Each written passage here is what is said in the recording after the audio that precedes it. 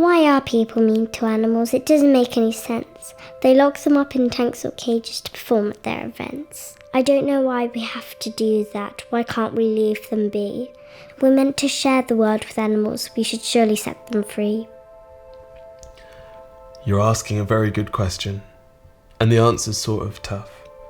Some of our behaviour's really hard to justify, and many like you have had enough. It's true we humans have developed dominion over land and sky and sea, but whether we're the worthiest of shepherds isn't all that clear to me. But as with anything that makes us angry or stirs in us the need to fight, let's contemplate the motivations to find the ways to put things right. This is the tale of the dancing dolphins, the ones that skipped upon the waves. They breathe the air the same way we do and danced the deep for all their days. The sailors say they follow their vessels as they chart their ocean course, unafraid to skim the surface, they'd somersault with little force. They're such a strange aquatic mammal, the kind to leave you in a trance. And soon the story started spreading about the ways the dolphins danced. Now I couldn't tell you how it started, and I don't know precisely when, but they began rounding up the dolphin pods and placing them in pens.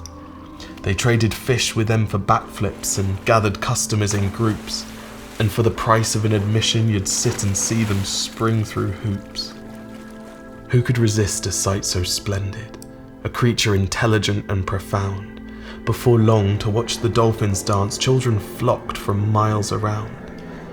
And while our eyes grew hypnotized by the ballerinas of the sea, a bigger business bloomed and blossomed with everyone's collected fee.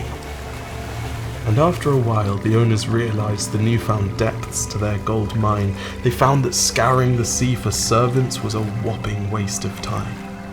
And so now they bred new dancers, born into the tanks they made, because how could a dolphin that's never seen the ocean even know if it's enslaved? And this extends, my friend, past dolphins, elephants and jungle cats. It's true we humans have bad habits, but now we've built bad habitats. And before anyone got to wondering if this behaviour was any good, we'd built a beast so hard to banish that fed so many livelihoods. Now I know this makes us angry, but understand if you are able, that people can be reluctant to look for kinder ways for that which puts food on their table. But here's the power you have, little one. It's just as important as your voice.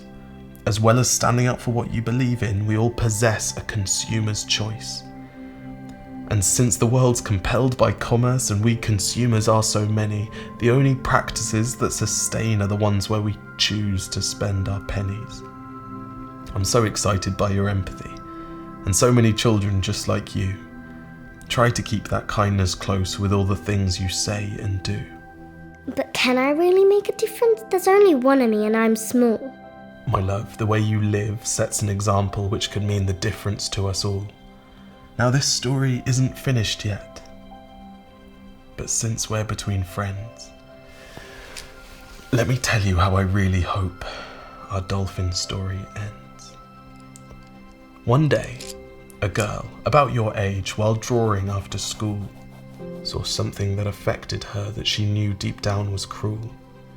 She asked her brother how the world could allow such things she knew were wrong, and together they began a story with little hope it would catch on.